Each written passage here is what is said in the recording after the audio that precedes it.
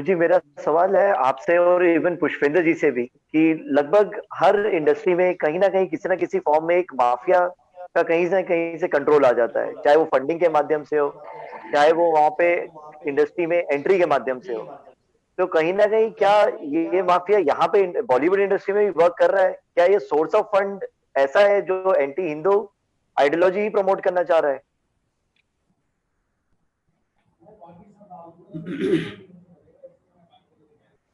देखिए, जो आपने सवाल कहा है, मैंने इसीलिए कहा कि अगर आप पीछे जाएं, आपको लगता है कि माफिया और ये जो फंड, देशद्रोही ताकतें, मैं आपको एक छोटी सी बात बताता हूं जो हम सब ने नजरअंदाज की होगी। अभी हाल के दिनों में, कोई साल डेढ़ दो साल पहले, एक बायोपिक बनी थी सुनील दत्त के ऊपर। पवन जी, मैं आपको बताना चाहता हूं खासतौर से, ये बायोपिक बनी संजय दत्त पे। उस बायोपिक को आप देखिएगा। मुझे उस फिल्म में कुछ नहीं आया, सिर्फ अपने काम की एक बात मिली उसमें। जो संजय दत्त के पिताजी महान सेकुलर थे, बड़े पदयात्राएं उन्होंने की, वो उसमें कह रहे हैं, बायोपिक के अंदर कुछ झूठ नहीं होता है, कुछ क्रिएट नहीं किया जाता है उसमें। जब सुनील दत्त ने नरगिस से शादी करने की बात सोची थी, तो उस जमाने हाजी मस्तान ने सुनील दत्त को बुलाया और कहा कि तुमने शादी करने का कैसे सोचा नरगिस से। तो सुनील दत्त उसके सामने इतने अपोलोजिस्ट होके ये कहते हैं कि आपको मैं भरोसा दिलाना चाहता हूं कि मैं नरगिस को खुश रखूंगा। तो जिस फिल्म इंडस्ट्री की स्थिति ये हो, ये मैं उस जमाने की बात कर रहा हूं जब उस जमाने एक बहुत बड़ी जोड़ी हुआ करती थी सलीम जावेद की, और तमाम जो फिल्में उस जमाने बनी, उस फिल्मों में 70 से 82 के दशक की आप फिल्मों को देख लें, उसमें अंडरवर्ल्ड, मारधाड़, उसमें सारे खलनायक हिंदू, उसमें आदर्श मुसलमान। उस जमाने भी हाजी मस्तान, यूसुफ पटेल, करीम लाला, वरदराजन मुदलियार, ये दाऊद सब हुआ करते थे। तो टर्म तो वहीं से डिक्टेट होता था। ये पैसा नंबर 2 का है, वो फिल्म इंडस्ट्री में लगता था और लोग कैरेक्टर बनाते थे। इसलिए देखिए कि आप इतना सब कुछ होने के बावजूद भी हमेशा कैरेक्टर वही होता है जिसकी बात अभी कुछ देर पहले कहा कि साहब मंदिरों के अंदर क्यों दिखाया जाता है। ये पीके फिल्म तो बहुत बहुत सॉफ्ट रूप है। आप याद किए 1975 में एक फिल्म बनी थी सन्यासी, और उस फिल्म का गाना क्या था?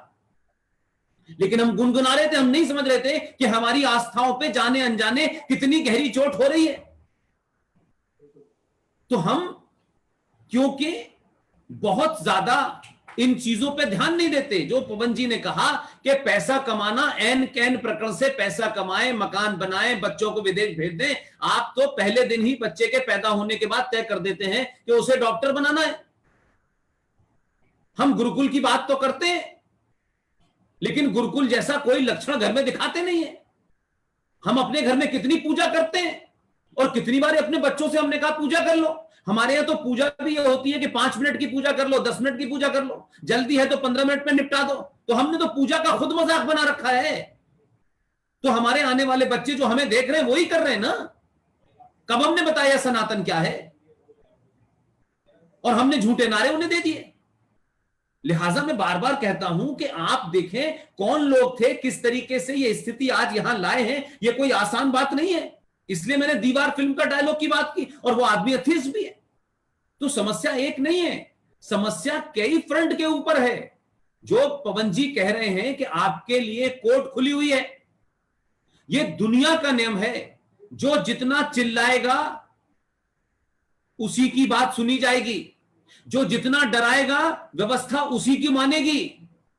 लेकिन आप कहे कि नहीं हम 100 करोड़ हैं, वादी है, लेकिन समाज आदर्श नहीं है। देखो देखो ये गाड़ी तेरे पीछे से उड़ रही है। आजा चलो आदर्श हो जाए। यह आदर्श स्थिति नहीं है, आपको लड़ना ही पड़ेगा। भारत युद्धरत है, साइकोलॉजिकल युद्ध में, आतंकवाद में, विदेशी में, अंदर के बाहर हर तरीके का युद्ध हो रहा है। आपको इंटेलेक्चुअल टेररिज्म झेलना पड़ रहा है, आपको एकेडमिक टेररिज्म झेलना पड़ रहा है, आपको पाकिस्तान बांग्लादेश से बाहर से आने वाले घुसपैठियों से लड़ना पड़ रहा है, आपके भारत के अंदर पॉलिटिकल पार्टीज में, संसद में आतंकवादी चुनाव जीत के बैठ जाते हैं, कोई पूछने वाला है? तो आपकी स्थिति ऐसी नहीं है कि आप कोई आदर्शवाद की बात करें। आप अपने बच्चे को आदर्श की ट्रेनिंग देंगे तो माफ कीजिएगा, आदर्श स्थिति नहीं है, और ना ही हम आदर्श स्थिति बनाने के लिए लड़ रहे हैं। हम सब लोग कोशिश कर रहे हैं कि जो झूठ है उसको पहले हटाएं। ये पवन जी की, कर्नल आर.एस. सिंह की, जीडी बख्शी की, सुशील पंडित की, प्रोफेसर कपिल कुमार की, सबकी कोशिश ये है, और हम सब लोग अपनी जिंदगी के उस मोड़ पे पहुंच गए हैं जिसमें हमारा कुछ नहीं है। ये सब जो होगा वो अगली जनरेशन को होगा। तो अगली जनरेशन के सामने सच बोल के जाएं, झूठ ना बोलें, क्योंकि हमने एक आदर्श स्थिति है, हम दिन रात वही बजाते रहते हैं, नहीं नहीं ऐसा नहीं, ऐसा नहीं होने वाला।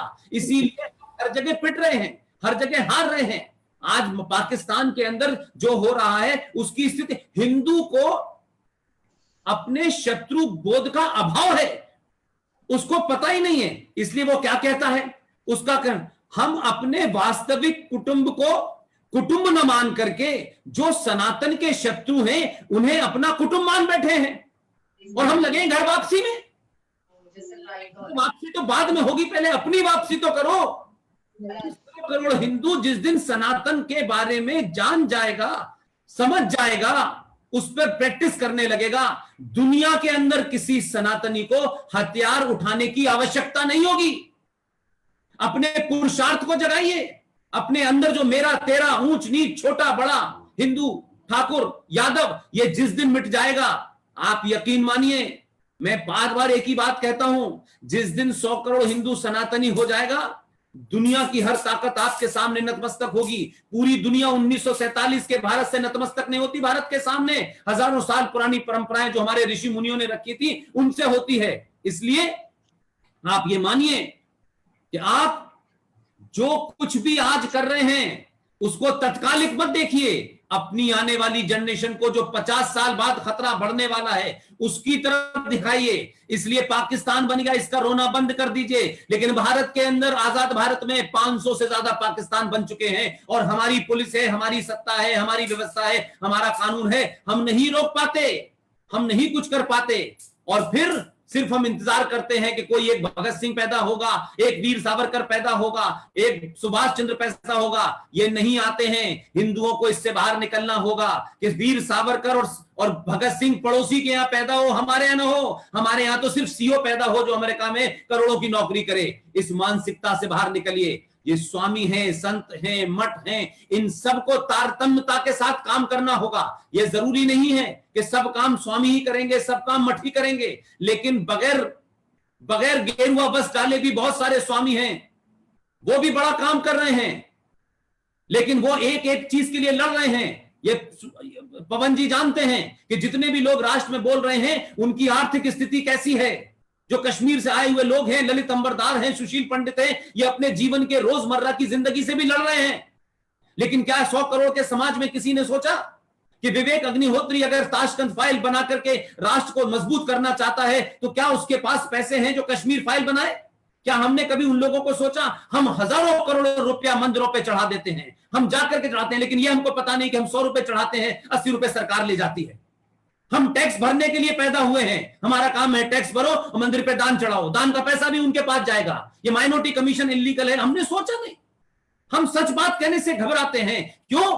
कि हम डरपोक हैं। और सनातनी, जिस दिन सनातनी होगा उसे डर नहीं लगेगा, और जो डरता है वो सनातनी नहीं हो सकता। लेकिन इसका पाखंड समाप्त होना चाहिए। जो हिंदू सनातनी है वो डर ही नहीं सकता, उसको कभी दुनिया में किसी से डर नहीं लगेगा। लेकिन कहां की परंपरा थी? आप समुद्र से चलते चलते नाली में तब्दील हो गए हैं, और नालियां आपके साथ दौड़ में आपको हरा रही हैं।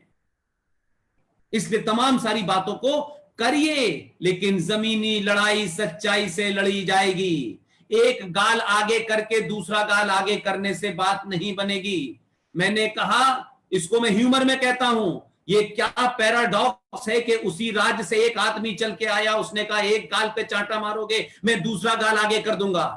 तब तक यह शेष सोया हुआ था। उसी राज्य से दो चल के आए हैं, वो एक ही समय में दोनों हाथ से दोनों गाल पे चांटा मारते हैं। इसलिए लोगों को लगता है कि हिंदू बदल रहा है। हिंदू नहीं बदल रहा। हिंदू के अंदर उसकी सोई हुई आत्मा को जगाने का काम जो पवन गुरु, जो जीडी बख्शी, जो कर्नल आर एस सिंह, ये जो लोग कर रहे हैं, उसके अंदर आया है। नहीं शक्ति का, जिसके बारे में पवन जी ने कहा कि शक्तिशाली आदमी ही टॉलरेंट होता है, कमजोर आदमी नहीं होता। लेकिन दुनिया में जिनकी किताब पूरी दुनिया में कत्ल गारत कर रही है, वो कहते हैं we are a religion of peace. वो रिलीजन ऑफ पीस का वैसे ही झूठ बोल रहे हैं जैसे कहते हैं कोका कोला ठंडा। सच को सच मानिए मेरे भाई। ये लड़ाई जो आज आप लड़ रहे हैं, आने वाली जनरेशन को बचाने की लड़ रहे हैं। हम सबको जाना है, अपनी जिम्मेदारी पूरी करिए। कौन हमें अच्छा बना याद करेगा नहीं करेगा, किसको कितनी बड़ी पदवी मिली, कौन राज्यसभा में गया, कौन लोकसभा में गया, कोई फर्क नहीं पड़ता है। आज देश ने दिखा दिया कि 15-20 लोग बिना किसी संगठन के, बिना किसी सत्ता के भी देश में बदलाव ला सकते हैं। और गली गली, मोहल्ले मोहल्ले, अमेरिका, पवन जी का नाम कोई अमेरिका में मुझसे टेलीफोन लेता है, कोई ऑस्ट्रेलिया में लेता है। पवन जी के पास क्या सत्ता है? एक फकीर की तरह ये घूमते रहते हैं। इनकी वाणी के अंदर सच्चाई है, इसीलिए दुनिया इनको सुन रही है। G D Bakshi, colonel R Singh को सुन रही है। इनके पास जीवन का इतना भी समय नहीं है कि वो कोई बड़ा पद मिलेगा उस पद का कोई भोग करेंगे, उनके पास उतना भी समय नहीं है। इसलिए मैंने कहा कि बातें बहुत, मैंने बार बार कहता हूं आसानी से, और स्वामी जी से खासतौर से कह रहा हूं, अगर इस जनरेशन को ग्रंथों उपनिषदों की बात पढ़ानी है, शास्त्रों की बात पढ़ानी है, तो मैं कहता हूं कि आप उन्हें उस भाषा में नहीं पढ़ा सकते जिस भाषा से आपने सीखा है। आज के बच्चे को अगर आपको कोई कॉम्प्लेक्स बात, कोई डिफिकल्ट बात पढ़ानी है, तो मैं कहता हूं कि सत्तू के दौर की बातें मैगी में नहीं हो सकती, लेकिन सत्तू को मैगी में लपेट के खिलाएंगे तो आज का युवा समझ जाएगा कि ये क्या कहना चाहता है। बिल्कुल।